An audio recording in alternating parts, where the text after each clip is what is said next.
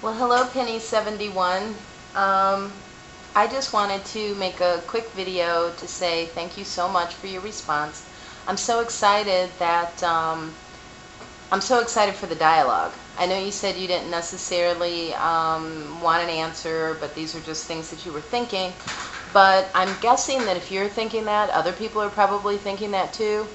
Um, I'm also just really excited that you've opened up some dialogue around one of the Deepakisms of the week, and so I'm super excited to have something to say about it. So, you, from what I understand, were saying that, basically, if, God is an all-loving God, and He wants us to be happy, why are things withheld from us, and why are we punished for maybe, being emotionally or mentally out of whack right now in reference to some things in our lives? Why don't we get everything we want anyway? And from a Deepak perspective or a universal law perspective, what I would say to that is that basically the universe is set up so that we receive everything that we want. The universe is like this big, giant, creative, conscious, active soup. And it's this soup that can create anything from escargot to sushi to a boot to a rock to whatever. Anything that it is willed to create, it can create. And so what happens is we do get everything that we desire, always. The universe is always working. It's not only just working when we're asking for something that we want. The universe is is delivering to us all the time. If we are always excited about a situation, or always positive about a situation, or always feel like something's going to work, if you notice, if that's your real internal feeling about it, it always does. Like, even if something maybe starts to go a little bit bad, it always turns around and it goes smoothly. But if our internal belief is that, oh, that never happens to me, or, oh, nothing ever goes right, then even the most simplest of things can go wrong if that's our internal belief. But the reason they go wrong, even though, yeah, on a level we'd like them to go right, our thoughts is basically what is communicating with the universe. Our thoughts, not only our conscious thoughts, but then also our subconscious thoughts. And just in reference to like one of the things that you were stating, one of the issues that you've been thinking about, and it seemed like you kind of already made this realization, but I think that what might be happening is because it's something that you've been struggling with for so long, you have subconscious thoughts about it. And we actually did a Deepakism of the week in reference to negative thoughts. I don't know if that was the one, but there was also one where we came up with positive prompters, or things that we could use in exchange for the negative things that our subconscious was saying, so that we could basically obliterate that negative subconscious thought, so that subconsciously even we're communicating something positive that we already consciously are communicating in a positive way. I also like the fact that you mentioned positive thinking, because I think in a real way it's a lot more than positive thinking. I know that when people talk about The Secret or the Law of Attraction, they talk about positive thinking, but it's more than that. It's kind of like being internally lined up with a desire. Like, for example, if I want to go to medical school, What would that look like? What would that feel like? What would my environment be if I was a medical student? What types of clothes would I wear? What types of things would I be thinking? What types of places would I be going? Those are all the things that have to be incorporated into myself, into my surroundings, in order to support receiving those things. Okay, sorry. I swear, I got 4 calls back to back while I was making this video. I swear, if I never made a video, I'd never get a call.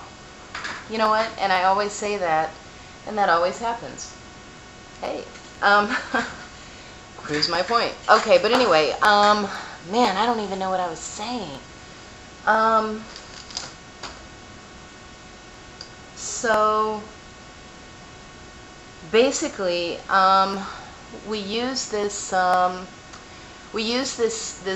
universal stew to create our desire. And I think the other part of your question was, what about war and you didn't use these examples, but basically like war, world hunger, major atrocities that happen in the world. How do you account for that happening to certain people? And I've often wondered that same thing. And according to Deepak, we've created that because we are all individual expressions of God, but we are also a collective consciousness. Every single person in this world has their own consciousness that they basically feed into the universe. And you know as well as I do, there's a lot of negativity out there. And there are a lot of people who, you know, have really sick minds, and people who are very fearful, people who are very angry, people who are extremely depressed.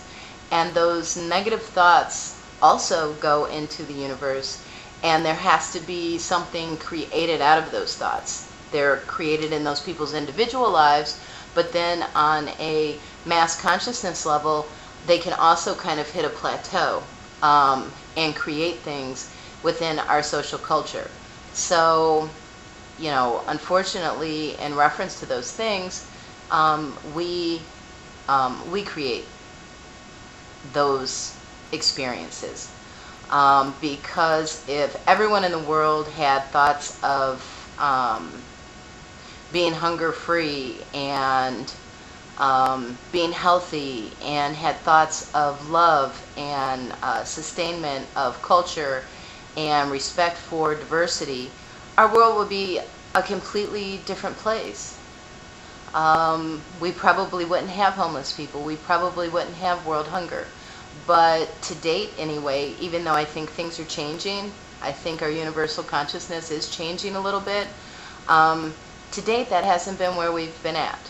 You know, we've kind of been out for self and interested in what we could do to, you know, get to the next level, even if you had to step on somebody's back to get there.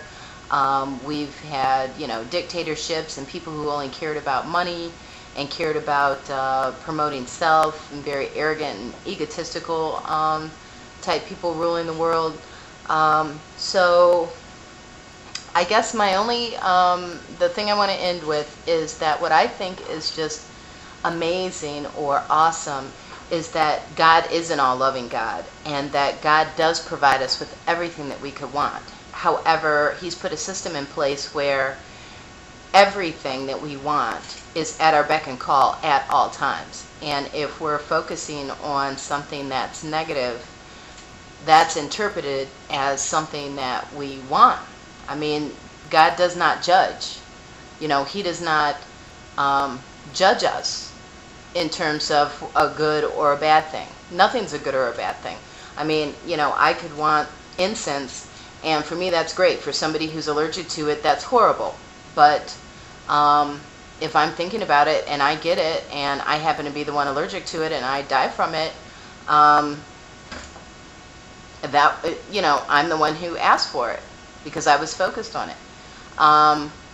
That's a weird analogy, but in any event, I just think it's awesome that God does give us everything that we want, but He's given us the freedom of choice, and He doesn't make judgments on our choices, and we have to be responsible to make the choices that create what we desire. All right. Thank you so much. I'm so excited that you've been watching the videos, and keep the questions coming because it makes me think about things too and gives me a greater understanding. All right. Bye.